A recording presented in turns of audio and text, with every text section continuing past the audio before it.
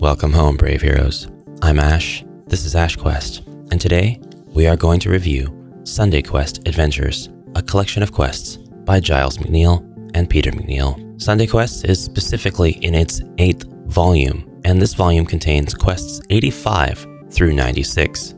You can obtain this on Amazon.com, Amazon.co.uk, and likely a bevy of other Amazons. I'll put a link in the description below. As to what SundayQuest actually is, well, the inside of the book can tell it better than I can. This expansion pack includes 12 quests that were originally and exclusively released on the Ye Olde Inn's companion Facebook group. SundayQuest Adventures continues where the popular HeroQuest expansion Wizards of Morcar left off. On occasion, the quests herein will also dabble with elements taken from the US version of the game system's 2 additional expansion packs, The Mage in the Mirror and The Frozen Horror. The Mage in the Mirror. I don't have that one. Which version of HeroQuest is this designed for?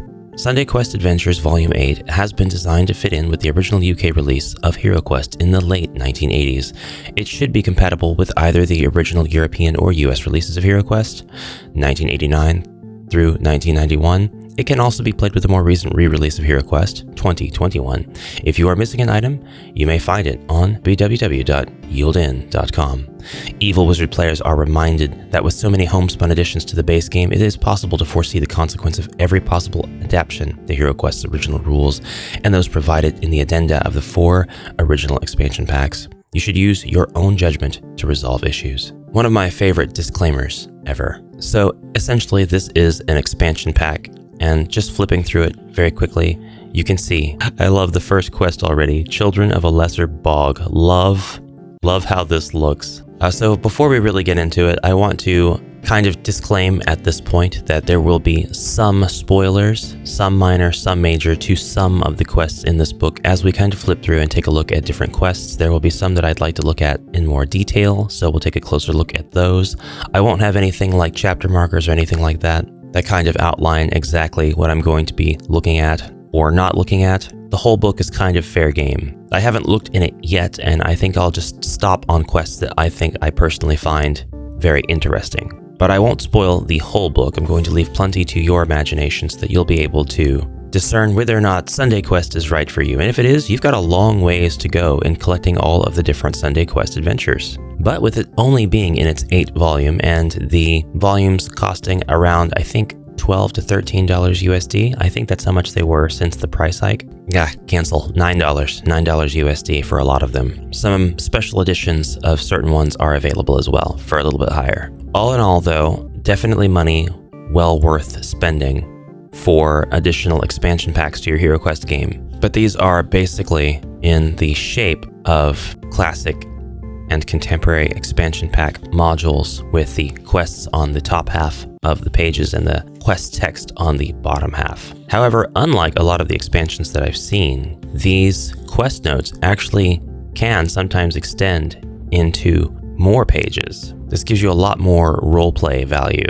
So then you have simple quests like Vault of the Red Fang, and then you have slightly more complicated quests like Cloister of the Dread Mage, which has its quest notes at the bottom, of course, and then when you turn the page, these quest notes have gone off the page. There's just a lot of information to go over. There is some additional artwork included with this edition that I have received, which I think is really cool. It's really nice to be able to see these quest books kind of differentiated in this style. And I think it's really nice to see the artwork break up the monotony of just map notes, map notes, map notes. Giles and Peter have been making HeroQuest quests for a long time, and their experience in this field of creativity shows. With quest notes like what I'm about to read to you, you should find any character sheets that belonged to heroes who have been slain during their questing. You will need these. If you don't have any to hand prior to play, you should duplicate the character sheets of the players. Why? I can only imagine that there may be some resurrection going on. The quests are really nice to look at too. These maps show me quests that look interesting to play just from looking at the map without even having to do a lot of zooming in and researching. This is Curse of the Unseen Crypt. And I really like how all of the greenskins are placed around the table in the center room here. But you can tell that there are going to be a lot of fun instances and skirmishes in these rooms around the center room. Quest creation is a lot of fun to me. It's not something that I struggle with, but I definitely love seeing different people's different interpretations of how quests should go and kind of build out the adventures. Everybody's got their own style. I definitely want to read the notes for Children of a Lesser Bog. You may choose which stairway you wish the heroes to begin the quest on. The quest is complete when all heroes have exited the dungeon by the opposing stairway. The bog is filled with a thick fog which limits line of sight. Heroes will only be able to see 3 spaces in all directions. The evil wizard player should pay close attention to where the heroes are moving and what monsters they stumble across. There is only one room in this entire quest, and it is the entire room. All of the other rooms on the boards merely indicate different areas of the bog. The corridors of the usual dungeon here represent a causeway. If a hero steps off the causeway, they must roll a combat die. If they roll a black shield, their turn ends, for they have begun to sink into the bog. Whilst sinking, they are reduced 1 combat die in attack and defense. A player on their subsequent turn may attempt to climb to firmer ground. They roll 2 combat die. If they roll 1 black shield, they have sunken further into the bog, and their turn ends. On each subsequent attempt, add 1 combat die to the roll.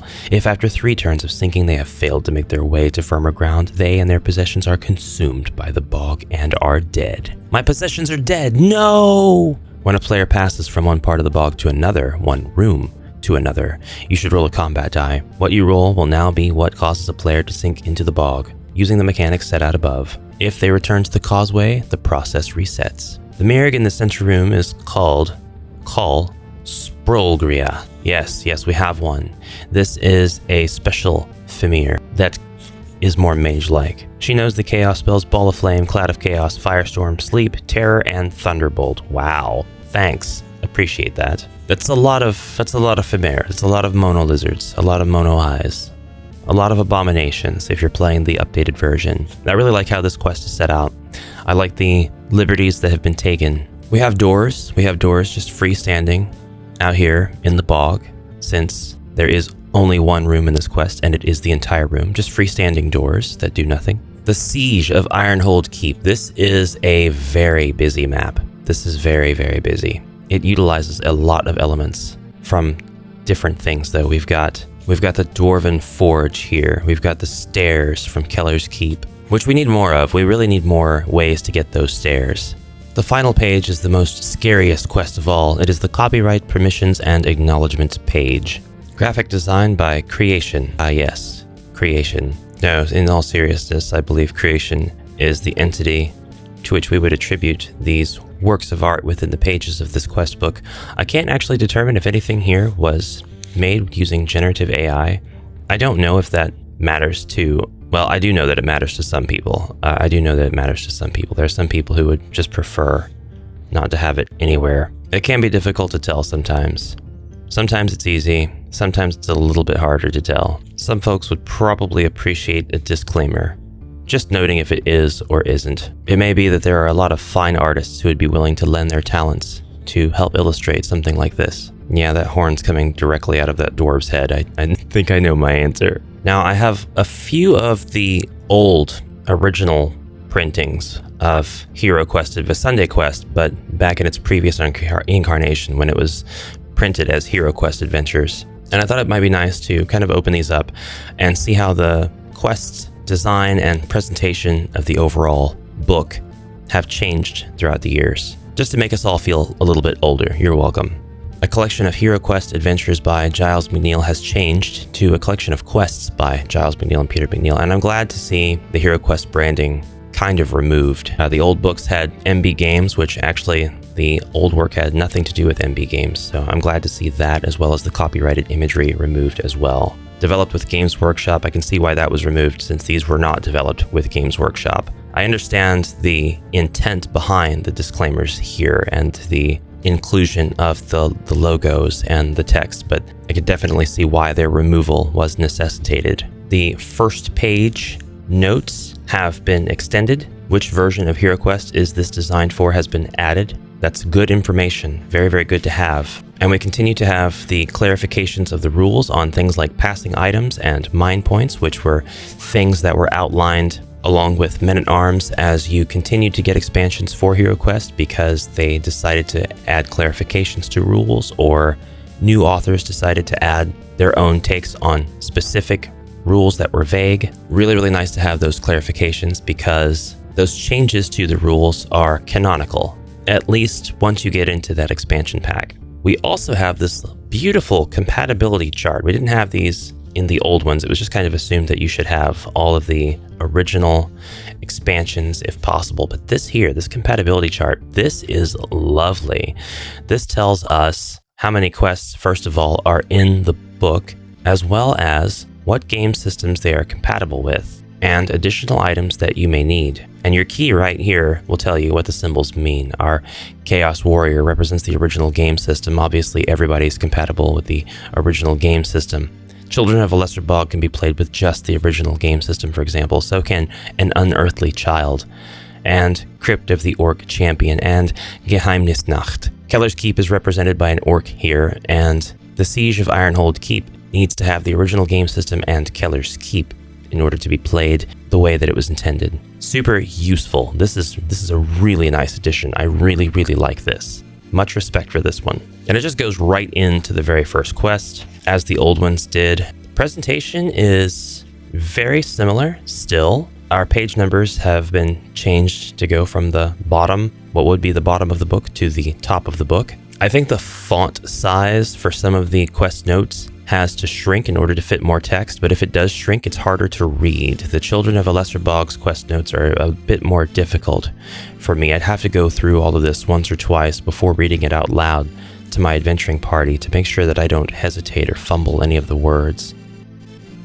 This problem continues with the Siege of Ironhold Keep. There's just a lot of wispy, fancy text that looks great whenever it's large and easy to read, but becomes as tangled grass when it is too far zoomed out. On a related note, I just bought my first set of cheater glasses. Non-prescription, low, positive 1.25 strength. It was bound to happen at some point. The quality of the maps need not have improved nor depreciated in any way. They are always great. Always very clear and easy to read. And that's important because HeroQuest can be a very busy game. You can have very busy quest authors who put down a lot of stuff in ways that can sometimes be confusing when you're trying to discern the intent of why they put things down. None of that's here. All of this is pretty much expertly done. If you needed to commission someone to make your HeroQuest quests, I think Giles would be a good choice.